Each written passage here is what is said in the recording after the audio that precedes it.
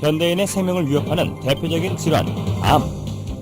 현대의학의 3대 암 치료법은 외과적 수술과 항암제 및 방사선 치료.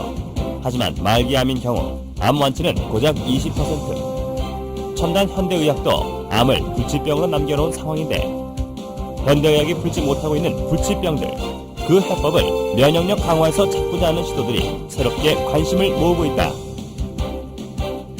이런 가운데 산학연 협동의 면역 연구 개발은 경쟁력 있는 결실을 연이어 내놓고 있는데 과감한 투자와 지속적인 연구로 부작용 없는 면역 치료에 도전하는 우리 의료계의 변화.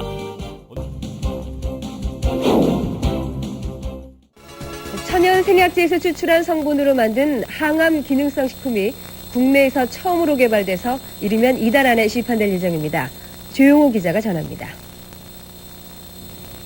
항암과 암치료 부작용이나 성인병을 예방하기 위해 개발된 기능성 식품입니다. 해모힘과 해바톤으로 이름 지어진 이들 식품은 생체 손상을 막고 도혈과 면역 증진, 생체 조직의 재생을 촉진하는 기능을 발휘합니다. 이러한 효능을 입증하기 위해 쥐에게 암세포를 투여해봤습니다. 암세포가 계속 전이되는 왼쪽 쥐와는 달리 기능성 식품을 투여한 오른쪽 쥐에서는 암세포 억제 효과가 나타났습니다. 이번에 개발된 이 두 기능성 식품은 해바라기와 당귀 등 우리의 전통 한약재에서 그 성분을 추출했습니다. 생명공학과 방사선 기술로 천연생약제를 조합해 새로운 복합 물질을 만드는 방식을 썼습니다. 각각의 성분들을 분리를 해서 그것의 각각의 효능을 검증한 다음에 효능을 극대화할 수 있게 다시 그 성분들을 재구성한 겁니다.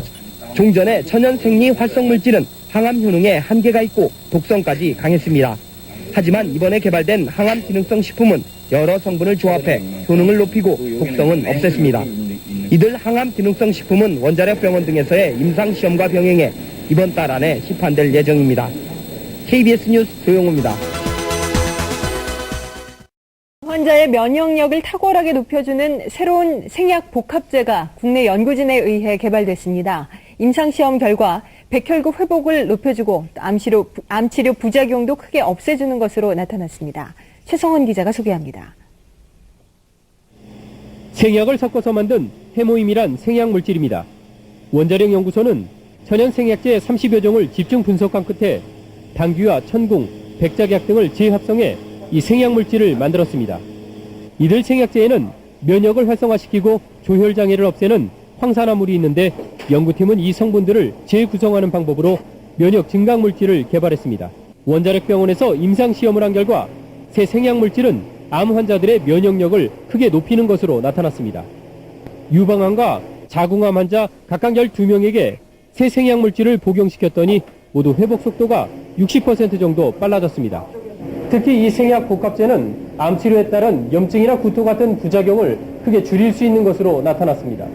암 환자들은 치료를 받으면서 기력이 떨어져 문제가 됐지만 생약 복합제를 복용한 환자의 80%가량이 기력 회복에 큰 도움이 됐다고 답했습니다. 해모힘을 먹은 환자들은 전신 무력감이 많이 없어져서 더 약을 요구하는 환자들이 많았습니다. 연구팀은 이 물질에 대한 2, 3차 임상시험을 거쳐 신약 개발에 나설 계획입니다.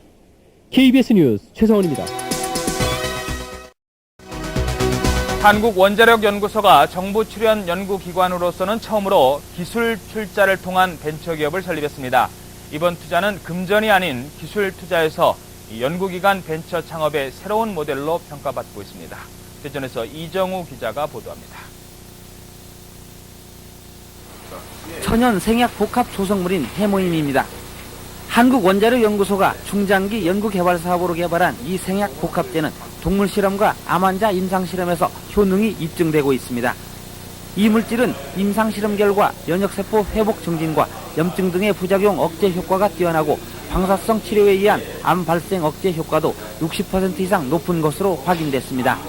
암 환자 치료 시에 보조제로 활용할 수 있는 것뿐만 아니라 성인병이나 만성질환 환자들에서 면역 조혈 기능 회복에 아주 잘 활용될 수 있을 거로 생각이 됩니다.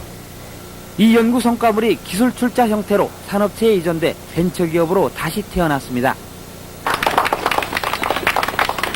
이번 기술 출자는 한국원자력연구소가 직접 벤처기업에 공동으로 참여하는 방식으로 그동안의 단순한 기술 이전과는 다릅니다. 정부 출연 연구기관의 기술 출자로 탄생한 벤처기업의 공식 출범은 연구 성과물에 대한 새로운 장을 열고 있습니다. 정부 지원만을 받는 연구소에서 탈피해 연구 성과물의 상용화, 산업화를 통해 경쟁력을 강화하고 이익금을 환수해 연구 기반 확충에도 도움을 줄 수 있다는 설명입니다. 연구자들이 더 용기를 가지고 더 좋은 연구 성과 내고 성과가 나오는 대로 민간에 이렇게 기술을 넘겨줘서 민간이 또 새로운 기업을 자꾸 창출하는 그런 아마 좋은 전기를 마련했다고 이렇게 봅니다. 기술투자 벤처기업은 금전 등 실물 자산이 아닌 특허와 실용신안 등 기술 투자로 이루어지기 때문에 연구기관 벤처 창업의 새로운 모델로 평가받고 있습니다. YTN 이정우입니다.